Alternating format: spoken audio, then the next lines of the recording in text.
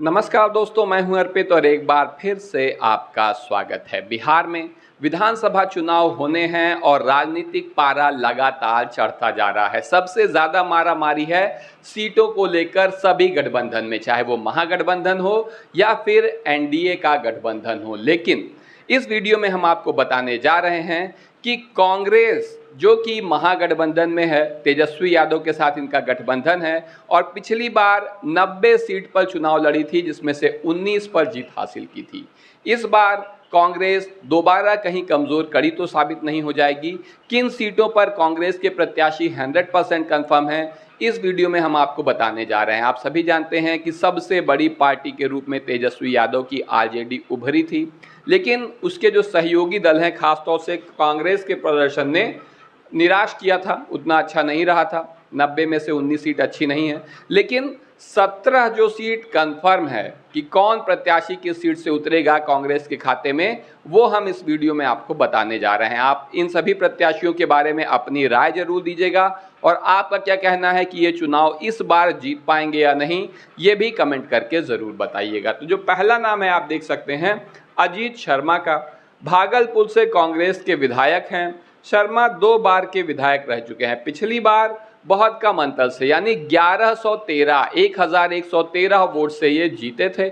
लेकिन जैसा मैंने आपको बताया कि कांग्रेस के बहुत ज़्यादा नेता हैं नहीं बिहार में ज़मीनी स्तर से, तो इनका टिकट क्योंकि जीत गए हैं तो एक बार फिर से कंफर्म है। अगला नाम आ रहा है इजहारुल हुसैन का। इजहारुल हुसैन किशनगंज से जीतकर पहली बार विधायक बने।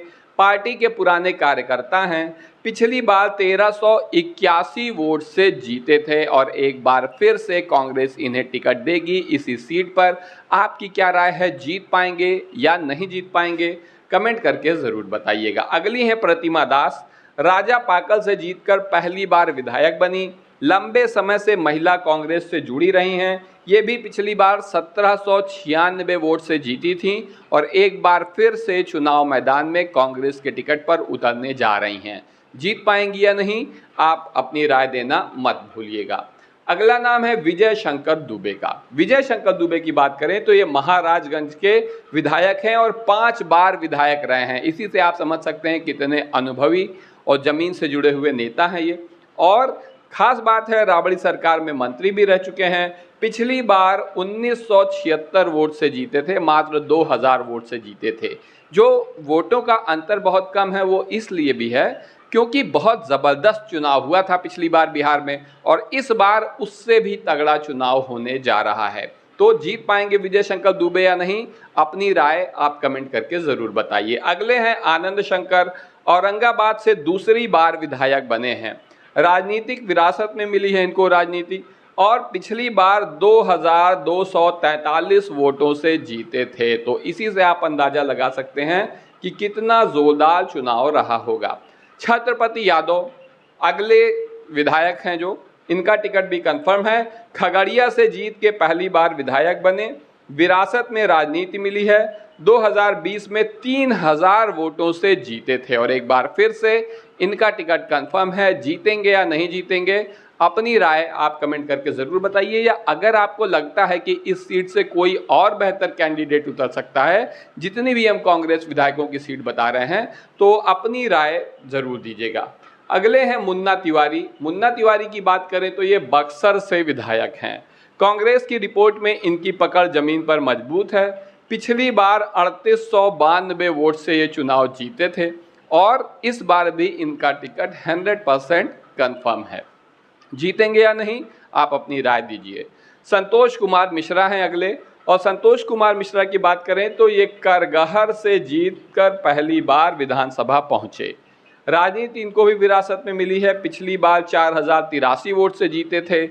इस बार हो सकता है थोड़ी बहुत एंटी इनकम्बेंसी भी हो जाए, लेकिन इनका टिकट कांग्रेस की तरफ से कंफर्म माना जा रहा है। चुनाव जीतेंगे या नहीं, ये आप कमेंट करके बता सकते हैं। अगले हैं डॉक्टर अजय कुमार सिंह, जो कि मंत्री शैलेश कुमार को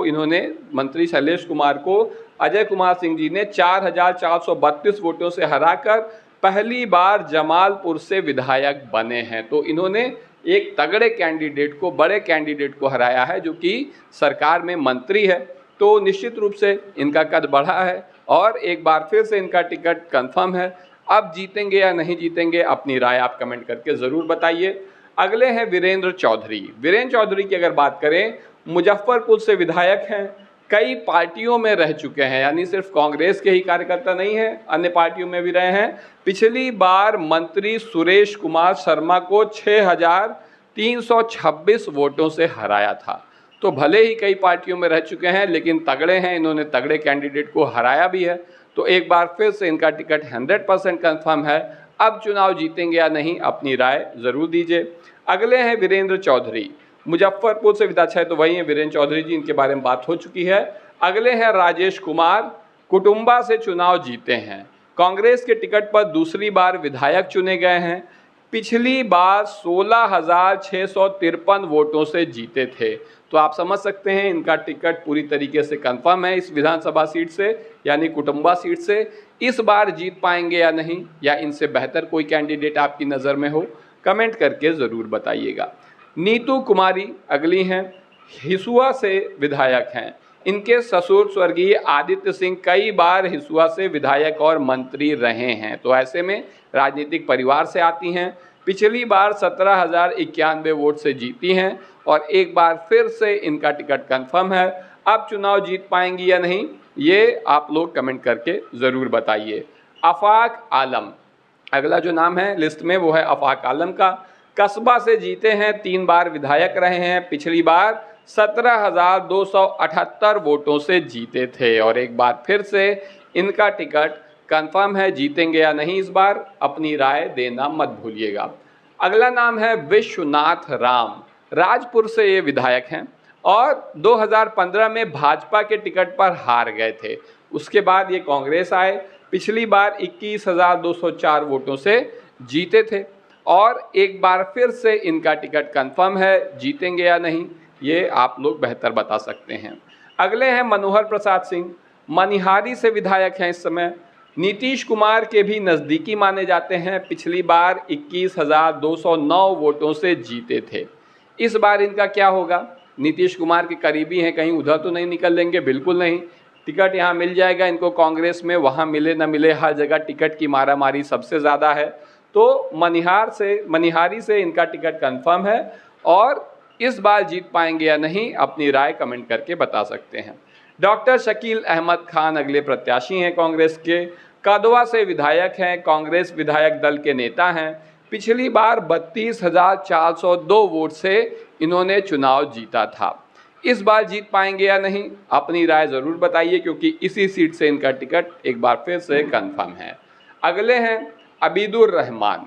अबीदुर रहमान जी की अगर बात करें तो ये अररिया से विधायक हैं। इनके पिताजी भी मंत्री रह चुके हैं, यानी राजनीतिक परिवार है इनका, और पिछली बार 47,936 वोटों से जीते थे। तो कांग्रेस के सभी विधायकों में सबसे बड़े अंतर से अबीदुर रहमान साहब चुनाव जीते थे। 100% इनका टिकट कंफर्म है। एक बार फिर से चुनाव जीत पाएंगे या नहीं, अपनी राय कमेंट करके ज़रूर बताइए। और जो सबसे ख़ास बात है वो ये है कि पिछली बार सबसे बड़ी पार्टी होने के बावजूद तेजस्वी यादव मुख्यमंत्री की कुर्सी पाने से चूक गए थे। इस बार क्या होगा? क्या इस बार इतनी सीट जीत पाएगा इनका गठबंधन कि ये मुख्यमंत्री बन जाएं? क्योंकि इन्होंने स्पष्ट कह दिया था पिछली बार जब नीतीश कुमार के आरजेडी के साथ आने की बात हो रही थी कि मुझे उप मुख्यमंत्री अब नहीं बनना है, अब सिर्फ मुख्यमंत्री बनेंगे, उप मुख्यमंत्री पद मंजूर नहीं है। ऐसे में ये इस बार चुनाव जीतकर मुख्यमंत्री की कुर्सी तक पहुंच पाएंगे या नहीं, या फिर बिहार में ये जो बहार है ये चलती ही रहेगी, नीतीश कुमार चलते ही रहेंगे? आपकी जो भी राय हो कमेंट करके ज़रूर बताएं। वीडियो को लाइक करिए, चैनल को सब्सक्राइब करिए और अपने दोस्तों के साथ शेयर करना ना भूलिए। धन्यवाद।